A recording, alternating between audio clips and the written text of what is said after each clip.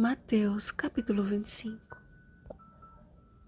Quando vier o Filho do Homem na sua majestade e todos os anjos com ele, então se assentará no trono da sua glória. Versículo 31. Só no cristianismo há cerca de 40.000 denominações diferentes que dizem pregar a verdade. Todas utilizam a Bíblia como fonte de inspiração, mas nem todas possuem as mesmas doutrinas e ideias. Como, pois, saber em qual delas está a verdade? A resposta está na mesma Bíblia que todas elas afirmam seguir. Ao contrário do que acontece hoje com esta diversidade de religiões, Jesus deixou bem claro através de símbolos que nos dias que antecedem a sua segunda vinda só haverá dois grupos de pessoas, que podem ser representados da seguinte forma: as virgens nécias e as virgens prudentes, os servos fiéis e os servos negligentes, as ovelhas e os cabritos. As três ilustrações implicam uma sequência no desenvolvimento espiritual, na vida do cristão ou na sua paralisia. A parábola das 10 virgens apresenta a necessidade não somente de possuir azeite na lâmpada, mas do dobro do azeite. Sabendo que o azeite é símbolo do Espírito Santo, a porção dobrada representa o dobro do seu poder, um reforço necessário. Já na parábola dos talentos, percebemos que assim como as virgens prudentes possuíam azeite em dobro, os servos fiéis também dobraram os talentos que receberam, ao passo que o servo negligente enterrou o que tinha recebido. Ao comparar os salvos com as ovelhas e os perdidos com os cabritos, Jesus declarou a natureza dos dois grupos. As ovelhas seguem o seu pastor. João capítulo 10, versículo 4. Já os cabritos são teimosos e não aceitam os cuidados de quem queira guiá-los. Com base nesta perspectiva, Jesus encerrou o seu discurso com uma forte e inquietante declaração.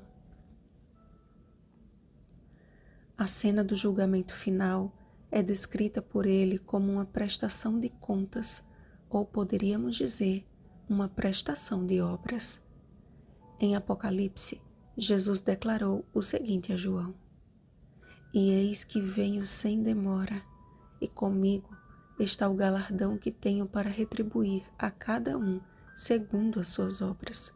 Apocalipse capítulo 22, versículo 12. Mas de que obras ele está falando? Afinal de contas, eu não sou salvo pela graça? A justificação não é pela fé? Sim, amados, mas a fé pura e genuína é inevitavelmente operante. Quando lemos Hebreus 11, a galeria dos heróis da fé, encontramos uma coisa em comum na vida de todos eles: o resultado prático da fé. Foi pela fé que Abel ofereceu o sacrifício que Deus havia pedido. Também foi pela fé que Noé construiu a arca. Foi pela fé que Abraão saiu da casa de seu pai e partiu para uma terra desconhecida. Nenhum deles foi salvo pelo que fizeram, mas pelo que permitiram que o Espírito do Senhor realizasse neles e através deles. Entendem? Movidos pelo amor a Deus acima de todas as coisas, as obras daqueles homens e mulheres de Deus foram consequência da fé naquele que buscaram conhecer. As obras descritas por Jesus não fazem parte de uma lista obrigatória com o fim de servirem de passaporte para a eternidade, mas ações tão naturais e intimamente ligadas ao coração dos justos que nem eles mesmos se dão conta de que as praticaram. Não fazem com o fim de serem vistos e nem para se autoelogiar, mas porque, ao seguir a voz do seu pastor, não conseguem fazer diferente.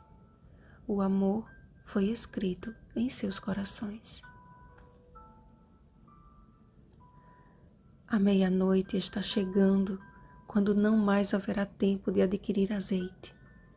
Da mesma forma que Noé e sua família entraram na arca e o Senhor fechou a porta, aproxima-se o tempo em que será fechada a porta da graça e não mais haverá oportunidade de salvação. Precisamos aproveitar o nosso tempo de oportunidade, chamado hoje, para clamar como clamou Eliseu. Peço-te que me toque por herança a porção dobrada do teu Espírito. 2 Reis capítulo 2, versículo 9. Ao permitirmos que o Espírito Santo atue livremente em nós, nossa vida será um cheiro de vida para a vida e dentro em breve ouviremos as palavras que mais desejamos ouvir. Vinde, benditos de meu Pai, entrai na posse do reino que vos está preparado desde a fundação do mundo. Vigiemos e oremos. Uma feliz semana, servos bons e fiéis. Rosana Garcia Barros.